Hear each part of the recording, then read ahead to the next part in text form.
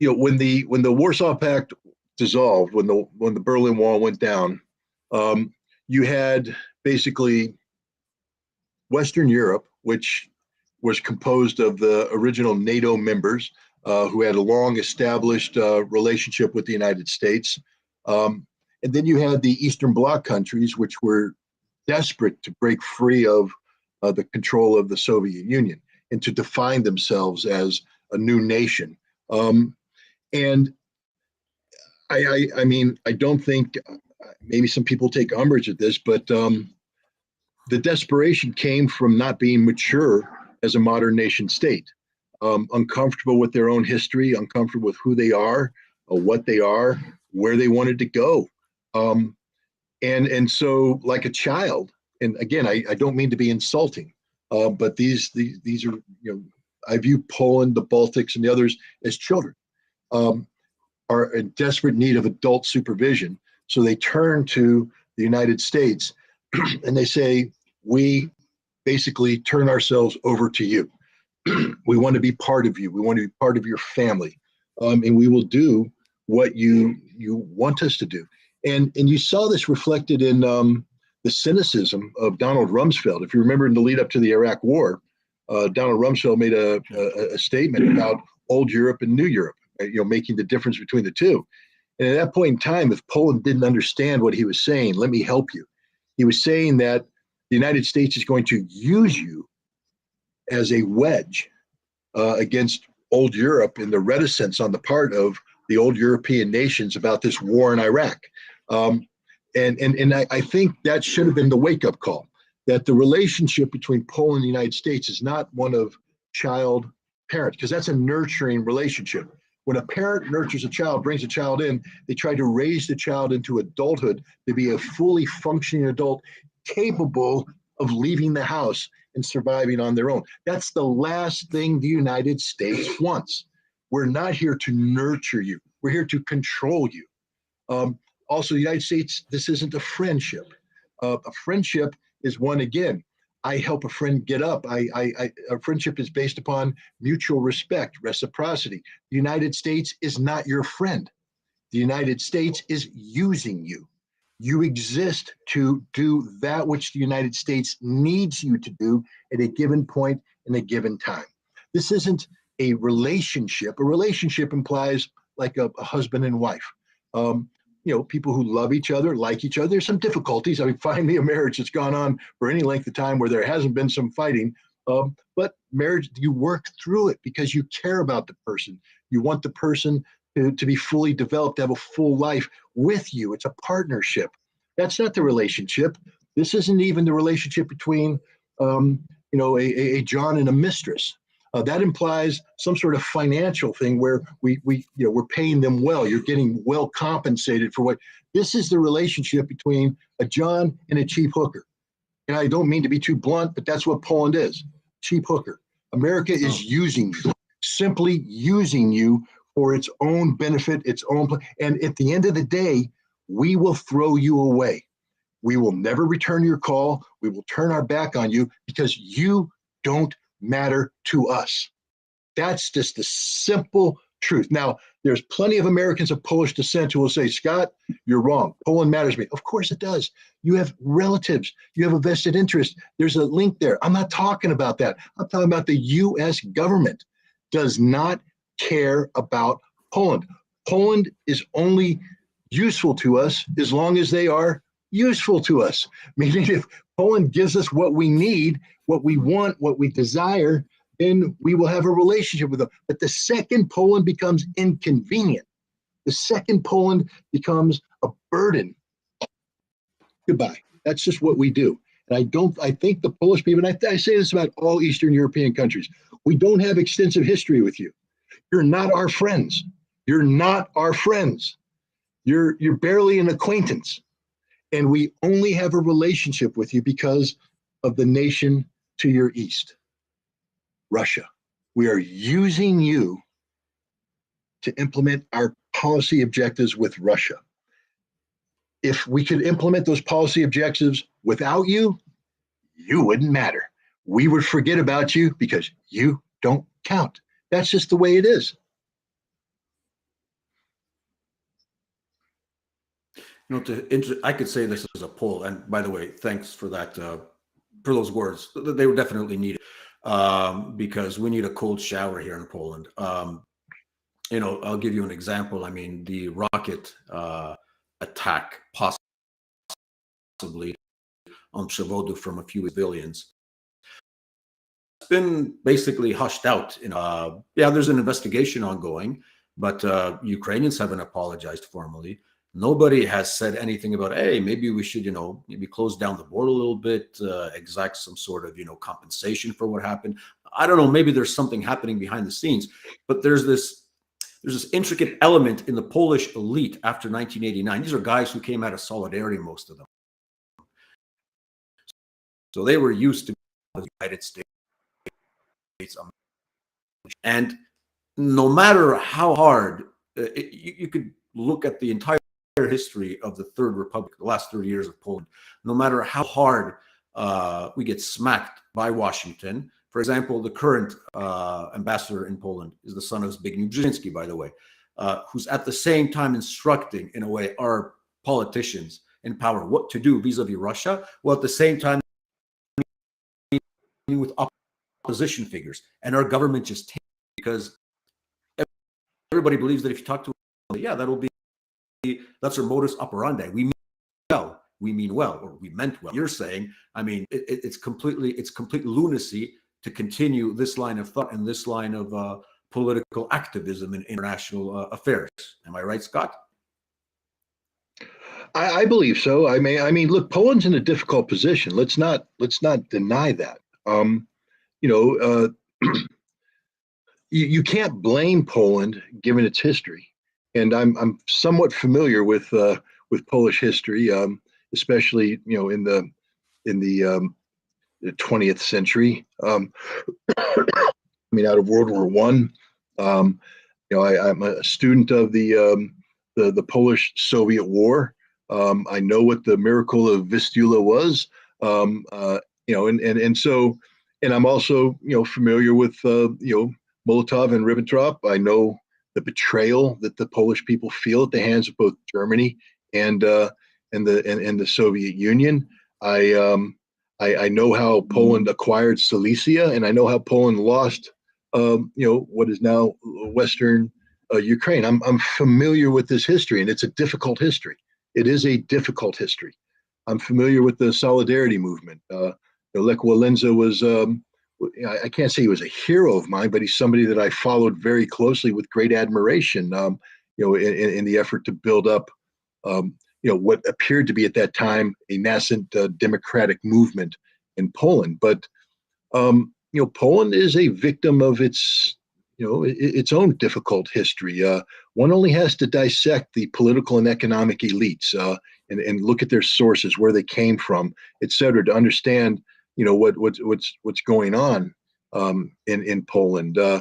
Like any nation, it has complexities. It has internal domestic competitions that have to be dealt with. But when we deal with Ukraine, one of the fascinating aspects of it is what is Poland's intention with Western Ukraine? What is Poland's intention with Lvov? What is Poland's relationship with the Zelensky government, given its close connectivity with Bandera movements? Have the Poles forgotten about Volodin? Forgotten about the murders? 110,000 Polish citizens murdered by Western Ukrainians. Have the Poles forgot that? You used the word orc. I'm curious, do the Poles call the Russians orcs as well? If so, shame on you. But the inherent racism of that term, so if you're a Pole calling the Russians orc, understand that in the eyes of the Western Ukrainians, you're less than that. You're nothing. You're subhuman. They would take your villagers and burn them to death, slaughter them, butcher them. I don't understand the attractiveness on the part of Poland to the Zelensky government, to this neo-Nazi, ultra-nationalistic, white supremacist movement that has seized control in Ukraine. It's mind-boggling that the Poles, given their history, could ever ally themselves with this. I'm not saying that Poland should join in the invasion, but yeah, maybe Poland should. The best course of action for Poland would be to get rid of this hateful ideology, because it's a cancer. Ukraine is a cancer that resides between Europe and NATO and Russia. And a cancer doesn't pick what part of the body it's going to infect. It's going to metastasize everywhere. So if you think that the Ukrainian cancer is solely going to hurt Russia, you're wrong. The Ukrainian cancer is going to kill Poland. It's going to impact the Baltic states. It's going to impact everybody it touches. And that's what I don't understand with the current Polish government, why they're blindly engaged in policies that basically advance the cause of an ideology premised on the subhuman status of Poles in the mass murder of Polish citizens.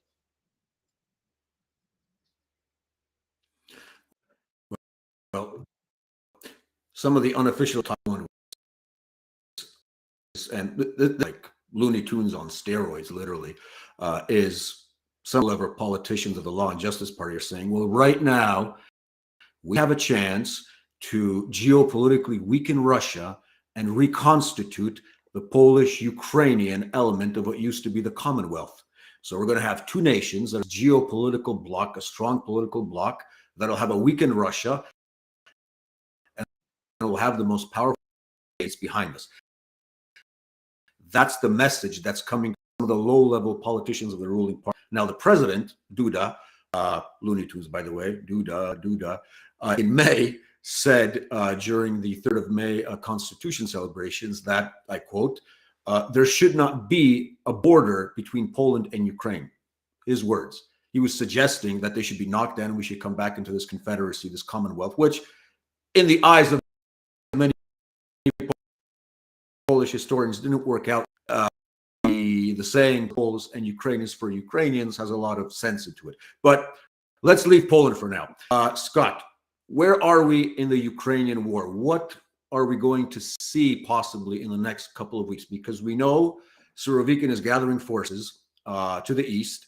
When might we expect the huge punch that everybody is expecting now that the snow has fallen, freezing? What's your assessment? Well, remember that war is an extension of politics by other means. So we can't just jump to the military potential that's being accumulated by the Russians. I mean, if you do that, of course, it makes sense. When the remaining 175,000 mobilized reservists finally are formed into combat capable units. And I just like to, so people can wrap their heads around that. The average division size for the Russian divisions between 10, 15,000 troops, 175,000 divided by 10 or 15. We're getting 10 to 12, 15 divisions. How many divisions are in the Polish military? I'm just curious. It's not that much. So the fact is, the Russians are still going to receive that in addition to what they've already received.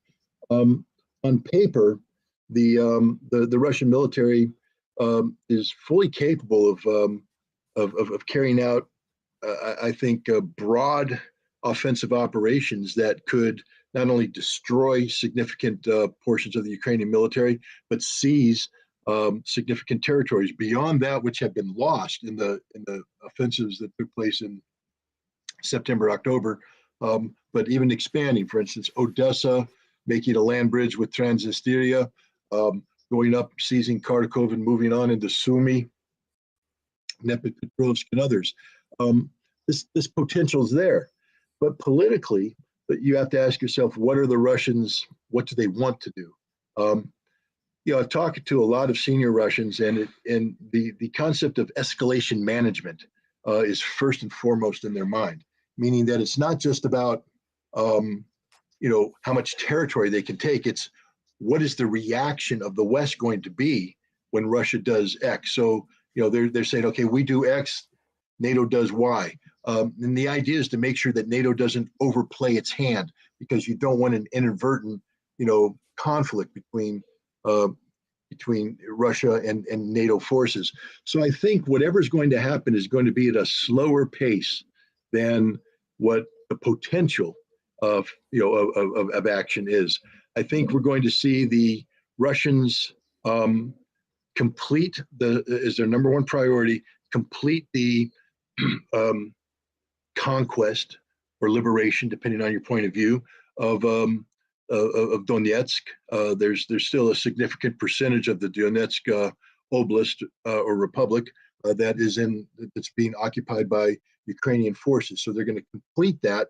And then the other thing that the Russians have talked about is pushing and creating a buffer between the territories of the Donbass of Donetsk, Lugansk, Zaporizhia, and Kherson to push the Ukrainians back so that artillery fire can't reach the soil of Mother Russia, which the newly constituted territories are referred to as that.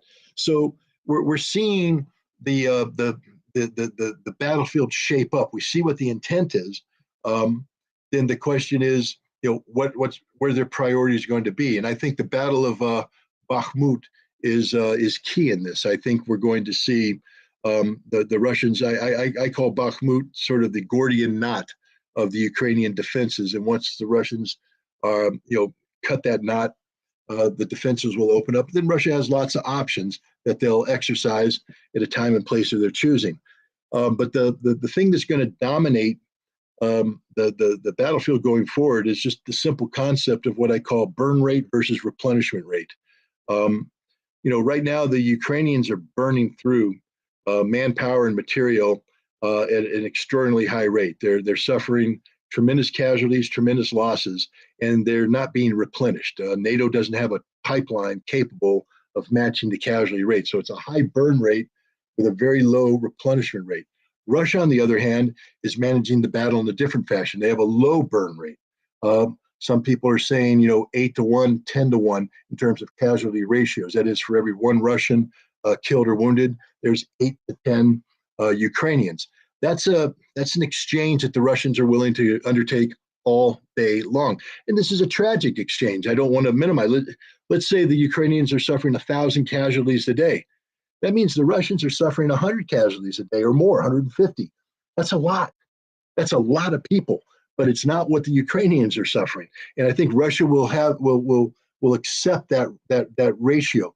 And the Russian replenishment rate is massive. As I said, it's not only the 300,000 partially mobilized soldiers that are coming online, there's 80, 90, 100,000 or more volunteers that are being trained and absorbed into the Russian military structures. So, Russia has every advantage. Artillery, massive advantage in artillery. Look at the Ukrainians. They're running out of ammunition, both for their Soviet-era weaponry and their Western supplied artillery. So when on a good day, the Russians outgun them 8 to 10-1, with the ability to put more firepower on the battlefield than the Ukrainians can respond. On a bad day, Ukrainians, even if they can get the guns online, don't have the ammunition for the guns or the ability to sustain artillery fire. This is a losing proposition for the Ukrainians. So we're basically going to see, I think, Russia dictating the pace of battle, but again, in a way that keeps escalation management front and center. Sorry about that. We had technical difficulties, but I knew you were continuing your monologue, Scott, which is good. And I know you got your points across. So thank God for that. Going back to the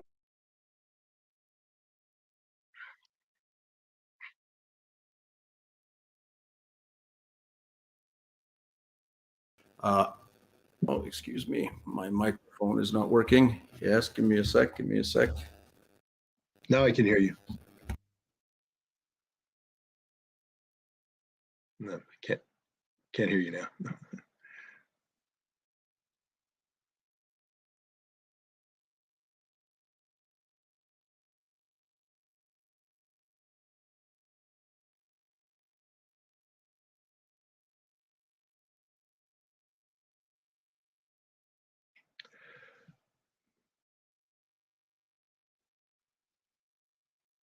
No.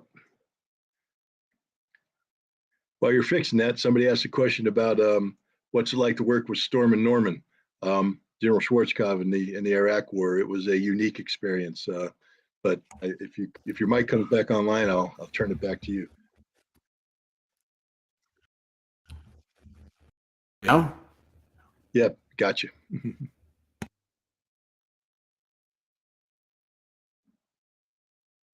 Okay, so we're good. You can hear me now. Yes.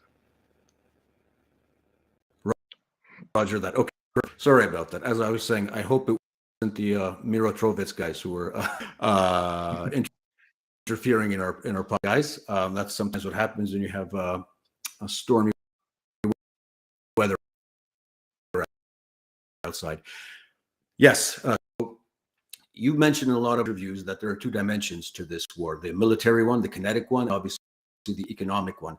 And from years when the West was going all in February, trying to provoke Russia to a move that they were planning, at least since 2014. And we could tell by the OECD reports that the shelling continued on Donbass and so on.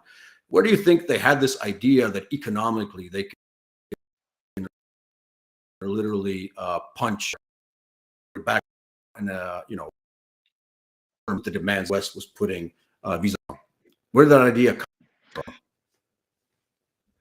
Well, I mean, it's interesting. I had a conversation today with a Russian economist, Mikhail Kazin. He's well known, a former Russian economist who worked in the Yeltsin administration. He's well known on Russian media today, and he basically said that the West operates on a investment model that is basically it's fake money, the ability to print money, invest money, make money out of nothing. Whereas Russia operates on a real economy that's based upon, primarily energy interests, but other interests, things of substance that stay. And the investment economy maybe doesn't understand the real economy, and so certain assumptions were made about how, if we deny Russia, for instance, access to the SWIFT banking facility, if we can cut back on Russian energy exports under the assumption that Russia was totally dependent upon the West, because the West was totally dependent upon Russia. So a lot of assumptions are built in. There's also the fact that since the 1990s, anywhere from 20 to 30% of the Russian economy was basically thoroughly intertwined with the West. So much so that there's many people in the West that believe that because of that, they had sort of trapped Russia, that Russia was trapped in the Western economic embrace and therefore dependent upon the West. And if the West denied Russia that, then this part of the Russian economy would wither and die and bring the rest of the economy down. The goal of sanctions was to, frankly speaking, destroy the viability of the Russian economy. And in doing so, create the potential for domestic political unrest to manifest itself in what's called the Moscow Maidan, basically a replication of what happened in Kiev in February 2014, an uprising that would remove Vladimir Putin from power. This was the thinking of the West. One of the problems is that we telegraphed this over and over again, what we were going to do. I mean, when you have Joe Biden meeting with Vladimir Putin in Geneva in June 2021, saying, "I'm going to sanction the heck out of you, dude. We're going to give you massive sanctions. We're going to, and then Putin can go back and tell his guys, okay, we now know what they're going to do. Let's prepare for it. Let's have a plan for it. Yeah. Let's think this thing through. Let's create plan B, plan C." Whereas in the West, the United States didn't even coordinate its sanctions policy with Europe. There was a total disconnect between the two, so that when it came time to impose sanctions, Europe is scrambling, and almost immediately, for every sanction they put in place, they're asking for a waiver. We're going to do this, but we need a waiver. Why do you need a waiver? Well, because we're not ready for the consequences of what's about to happen to us. Europe was not ready for this. Europe was not prepared for this. Europe's been playing catch up all along. And it's, and the catch up they're playing isn't catching up. They've been regressing. Every time they catch up, they get a little bit further behind. Europe is economic calamity right now. And the bad news is this isn't even the worst winter that Europe's going to have. Wait till next winter.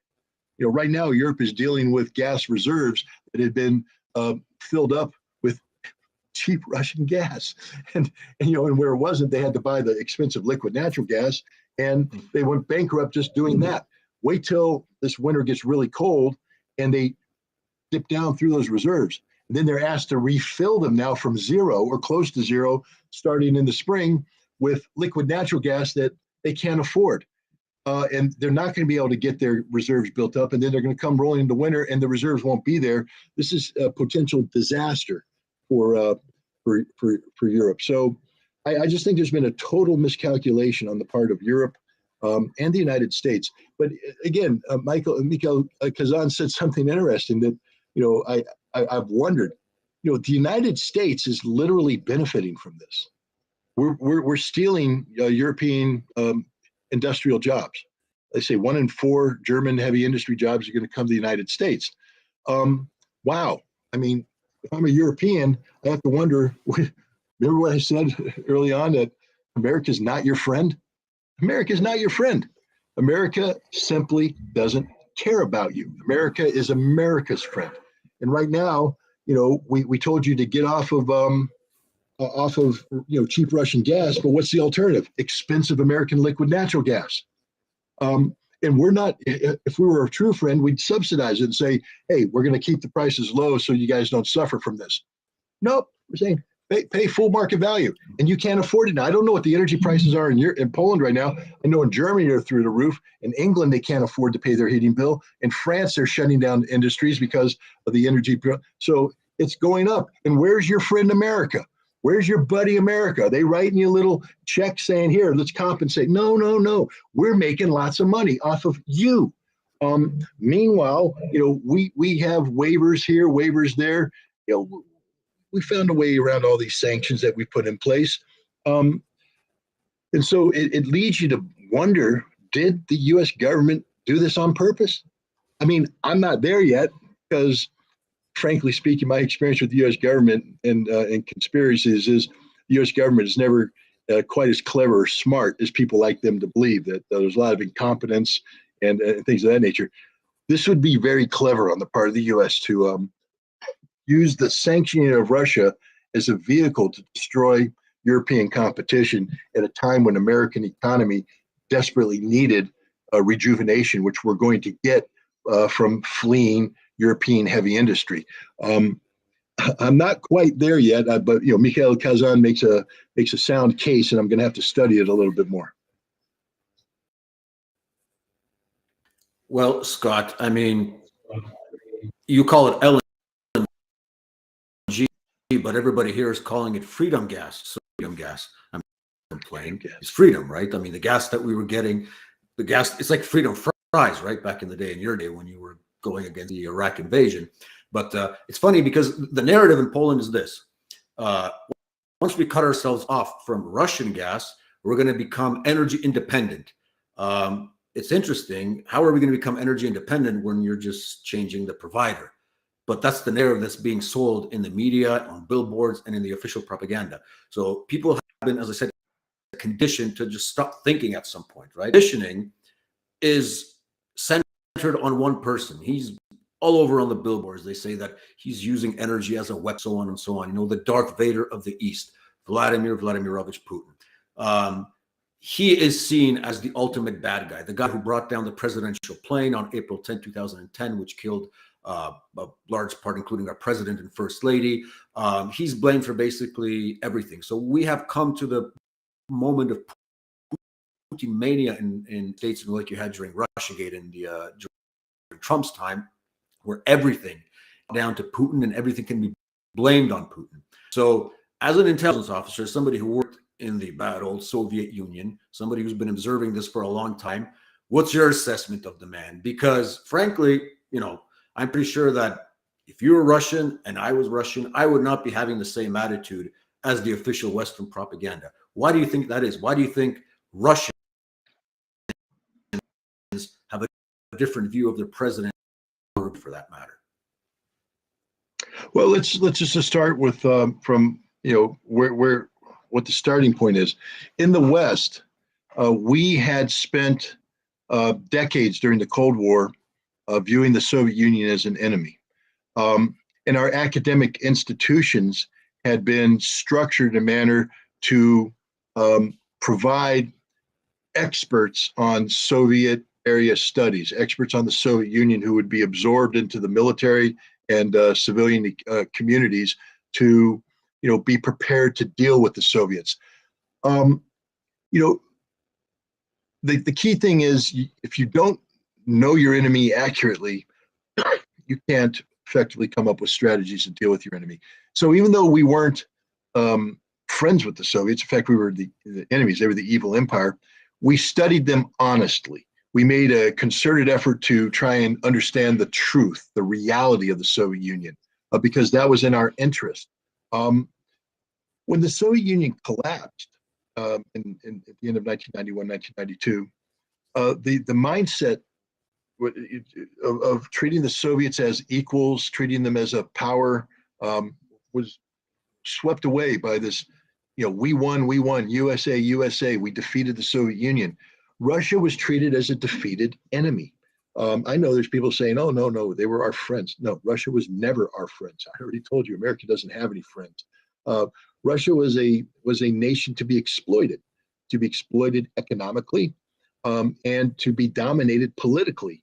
We basically, ran Boris Yeltsin.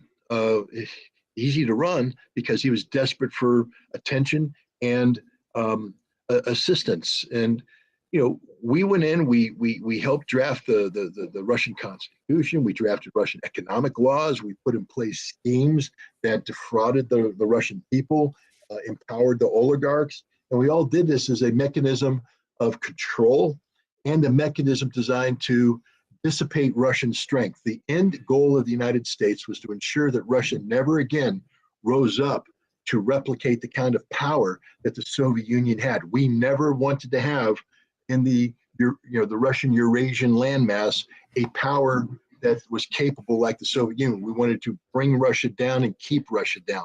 That was the decade of the 1990s. And from an American perspective, it was a great success. We were very successful in weakening Russia. From a Russian perspective, it was literally one of the worst decades in modern Russian history. Millions died. People don't talk about that. The population shrunk. People lost their pensions. People lost their health care. People lost their jobs. Cities fell into ruin. Industries disappeared. And it was just a horrible time to live. So the reason why I bring this up is you have to understand that to understand Vladimir Putin. You see, if you read the literature, Vladimir Putin is, the evil incarnate. He's some sort of Voldemort type character, Sauron, who sits back in Mordor and plans with the evil ball. He can see everything. He was a mid-level KGB officer in Dresden, Germany, when the wall came down. Not the center of power. Not at all. He was one of many people of similar rank and similar capabilities.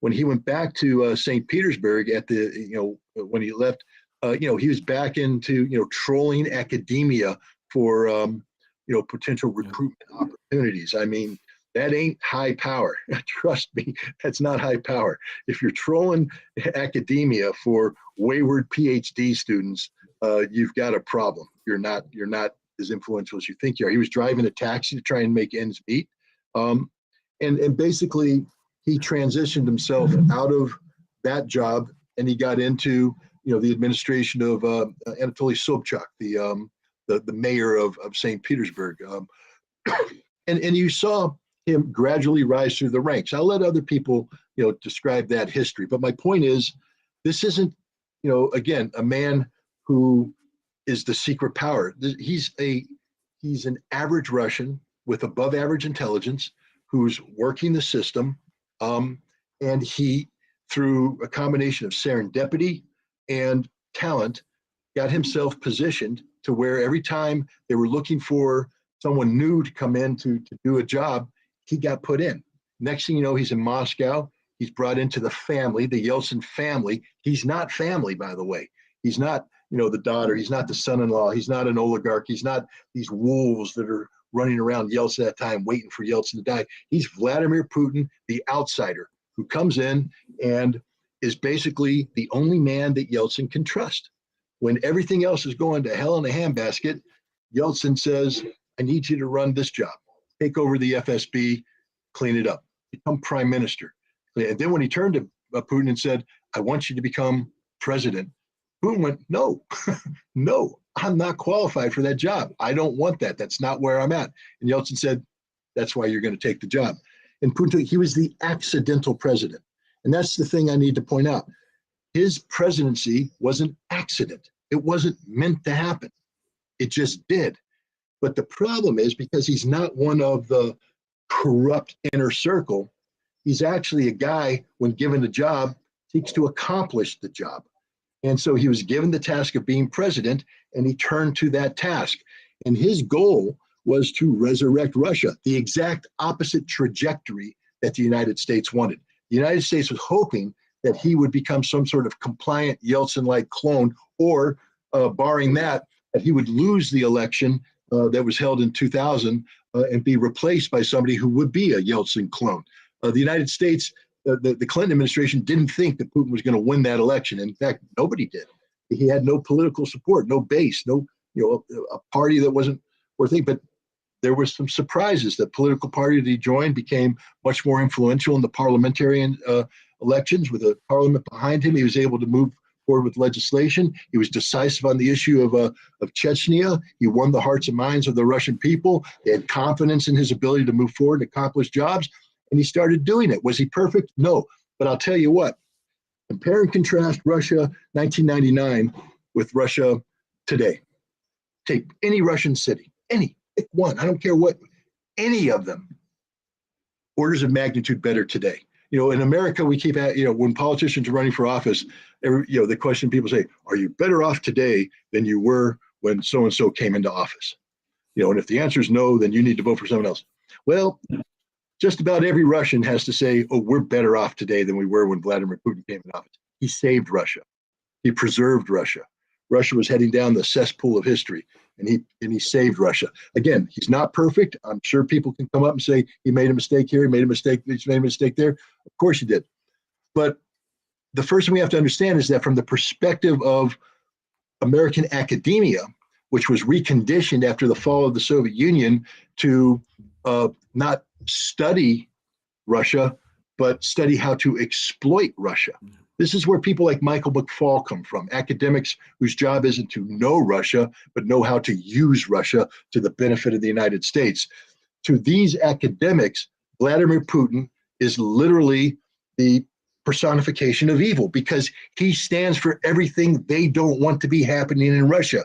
He stands for a strong, independent Russia who's not going to be beholden to the United States. And you see this. Look at Fiona Hill. Read her PhD thesis. I did. You can take any of these these were Angela Stent. Read her PhD thesis. I did. They're the same thing. They're basically a thesis predicated on the notion of autocracy and dictatorship, and how Putin is the ultimate autocrat and dictator, and how he has destroyed Russian democracy, etc. Destroyed Russian democracy? What the heck did you think existed in 1999? Do people understand that Boris Yeltsin put tanks in the street of Moscow in October of 1993 and fired on the parliament because the parliament didn't support him? Do they know that Boris Yeltsin allowed the presidency to be bought by American money in 1996? There was no democracy in Russia when Vladimir Putin came in. Vladimir Putin wanted to build democratic institutions, but how can you build a democratic institution when all the building blocks are in the form of non-governmental organizations bought and paid for by British intelligence and American intelligence for the sole purpose of undermining Vladimir Putin? So yes, I'm not going to sit here and say that democracy runs free in Russia. What I'm going to say is the biggest enemy to democracy in Russia isn't Vladimir Putin. It's the United States and Great Britain, who go in and, destroy any confidence that the Russians can have in their democratic institutions by trying to buy opposition politicians who will do their bidding. And this is a hint to all you, Polish opposition politicians. When you sit down with an American diplomat, when you sit down with an American official from the embassy, they're not your friend. They're your future controller. They're wanting to own you, to buy you, to use you. And that's what America does. And Putin's been struggling against this from day one, but we don't know Putin. And here's the other thing I'll say to close on this one. By focusing on the man, you forget the country. People need to understand Russia's a big country. It's a complex country. One man does not govern that country. The idea that Vladimir Putin sits back in his office every day and gets his little bowl, power ball that Tsar looks at and can govern over and push things and make people die and all this stuff. No, this is a massive bureaucracy. The Russian system is a massive bureaucratic system. It has experts at every level that push policy up based upon direction that comes down. And the end result is actually some well thought out policy positions that are matched to resources, matched to clearly defined objectives, and Vladimir Putin, as the executive, implements it.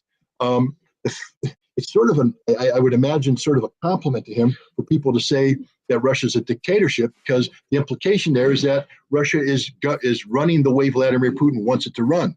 But that's not so much a reflection on Putin as it is on Russia and the way Russians govern. It's massive, it's big, mistakes are made, corruption exists. I'm not going to pretend it doesn't, but something this big actually functions very well.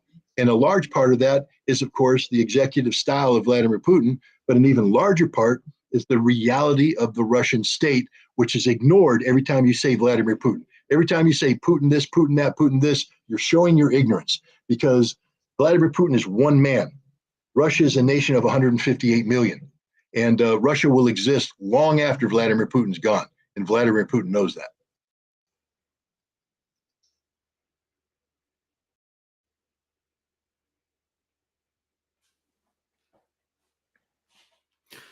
Yeah, exactly. And that's the exact Poland, that basically it's Putin's army, it's Putin's invasion. There's no general staff, there's no generals, there's no army.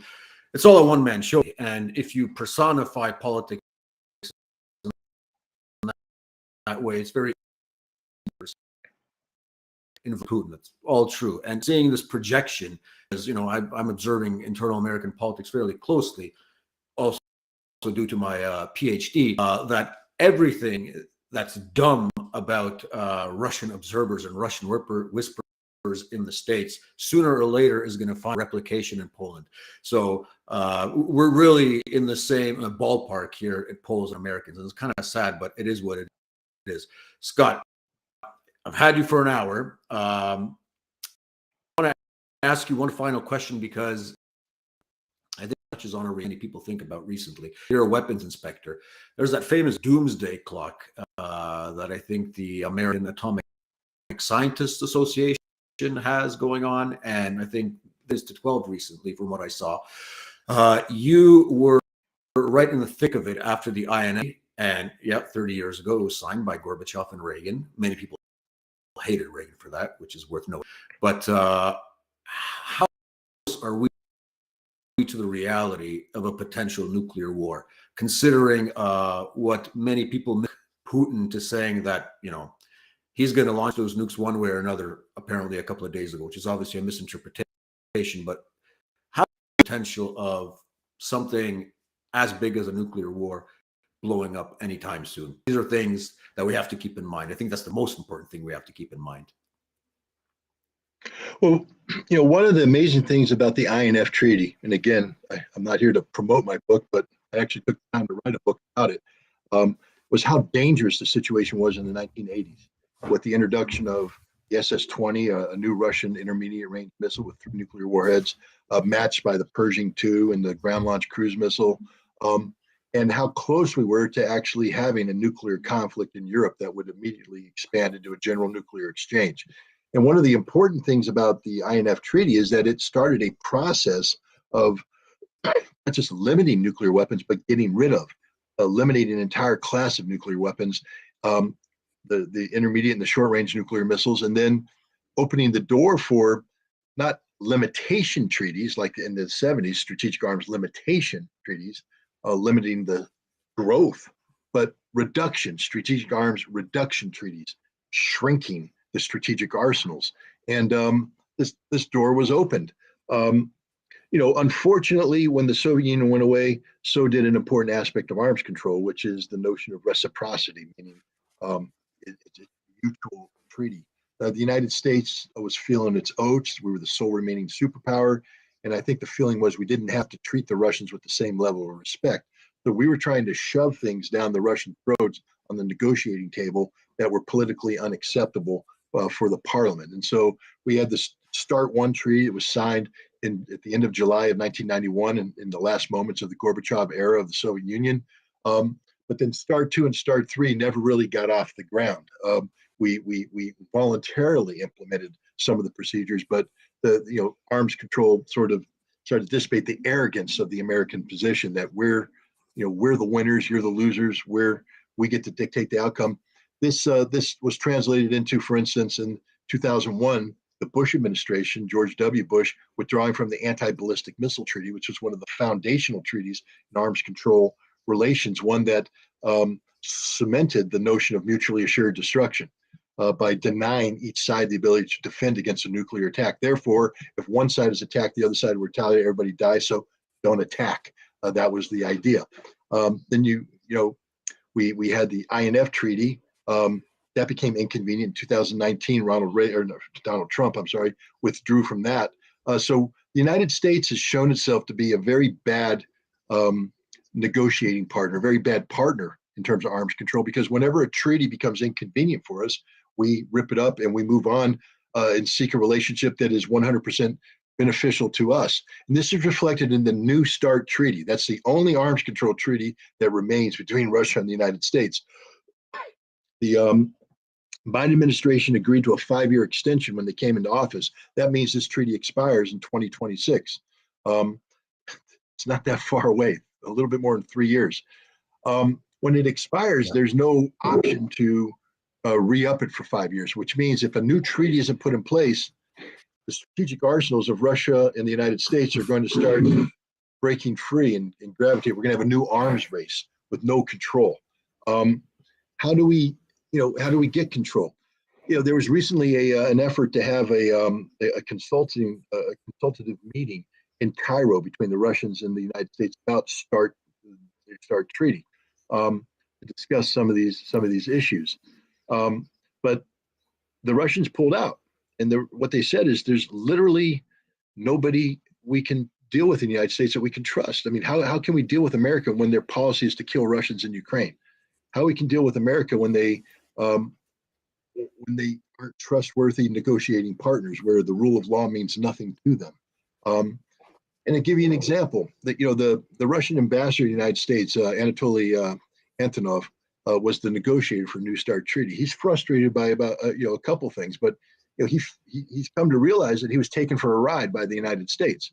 That the United States made certain representations based upon definitions that were thought to be mutually understood, only to redefine these definitions going forward, such as irreversible. A B-52 bomber to be taken away from being counted as a delivery mechanism has to have its ability to deliver nuclear weapons irreversibly altered. But all the United States did is clip a couple wires, put some tape around it, and say that's it. But anytime we want, we can untape it, reclip the wires, and it's a nuclear bomber again. The Russians are like, that ain't irreversible. Irreversible is actually sawing the bomber in half so it can never fly again. But that's not what we did. The same thing on Trident missile submarine. We said we're going to irreversibly withdraw these launch tubes from service. But all we did is, put in a little thing here or there. It's all reversible. We even brag about it. The admirals would brag to Congress, don't worry about it. If there's ever a crisis, we can get these babies back up and running in no time soon. The Russians are going, that wasn't the intent of the treaty, guys. The intent of the treaty is to irreversibly remove them. So the United States isn't a reliable partner, and the Russians are concerned about that. But even if the Russians wanted to negotiate a treaty with the United States, we're out of time. Treaties are inherently political. You need the Senate to ratify this, which means that an administration has to be working on the Senate for some time now. This is why the INF Treaty wasn't ratified until the second term, late in the second term of the Reagan administration. So with the Biden administration, they have 2 more years, and right now they're not talking. So let's say even if the Russians and the United States wanted to get together right now and start talking, there's an election is going to come, and nobody's going to run for election based upon the notion of bold arms control, because it's very easy for their opponents to snipe. You're bad for America. You're weak for America. Da da da. So there ain't going to be any meaningful talks for the next 2 years. And remember, the treaty expires in 2026. So they're going to have to wait until November 24 to find out who's going to be the person negotiating with them in January of 25. Is it going to be Biden, or is it going to be a new president? But then January 25, it gives you 1 year to negotiate a treaty. Treaties of this complexity take about 5 years to negotiate. This is impossible. This is literally mission impossible. And the reason why I bring up this arms control is that without arms control, there will be an arms race. And the weapons today are of such an advanced nature that there is no margin for error, that one mistake will mean the end of the world. Now we come to doctrine. Biden ran on a platform of what he called the sole purpose doctrine. That is, the sole purpose of the American nuclear arsenal should be nuclear deterrence. That is, if you use nuclear weapons against us, we will use nuclear weapons against you. But instead, he continued this policy of nuclear preemption, the ability of the United States to launch a nuclear attack preemptively in a non-nuclear environment anytime we wanted, based upon standards that we alone set, holding the world hostage to our nuclear arsenal. This was put in place by the Bush administration after 9/11. Barack Obama had said, I'm going to support the sole purpose, but he had 8 years and he couldn't do it, because you can't do it. The establishment, the interagency, whatever you want to call it, will not allow this to happen. Biden came in, was not able to do it. The national security strategy that was published in October contains the nuclear posture review. And the nuclear posture review is the exact same policy that George W. Bush had in 2001, 2002. So now you're the Russians, and you're looking at that and you say, okay, and Putin made a comment about this. He said, right now, we're not going to be the first to use nuclear weapons. But if you fire nuclear weapons at us, we're not going to be the second to use them either, meaning that it's launch on detection. They detect the launch, then they're going to send their missiles out, and then the world's over. The beauty of launch on detection is that if it's intercontinental ballistic missiles, you'll have a buffer of around 30 minutes before you have to make that decision to launch. So that if there's a mistake, if there's an error, people can get on the hotline and work it out. But the United States is developing technologies that give us the belief that we can shoot down Russian missiles. So this ballistic missile defense thing gives us a false sense of security, even though Russia has developed hypersonic technology that obviates this. 2, we have other technologies that we can use as a preemptive strike. We can go in and try and decapitate Russian leadership and Russian strategic launch capabilities, creating the possibility of an American preemptive strike designed to nullify Russia's nuclear deterrence, so that we think we can launch a nuclear war, win it, and not be hit by the Russians. And for the Russians to allow this to happen means they no longer have nuclear deterrence, and they're going to be forever, a prisoner of American power politics. So what Putin said is, hey, look, we're going to have to re-examine our nuclear posture, and we may have to take, model ourselves after you and come up with a preemptive strike, meaning that if we see you preparing to launch an attack, we're not going to wait for you to launch. We're going to go ahead and preempt it on our own. Guys, 2 preemptive nuclear postures at a time when neither side is talking and there is no arms control safety net is a recipe for mutual suicide. It's literally both sides putting the gun up to each other's head, and we're going to pull the triggers. So we're at a greater risk now of nuclear conflict than we have been at any time since the Cold War. It's very, very disturbing, very frightening.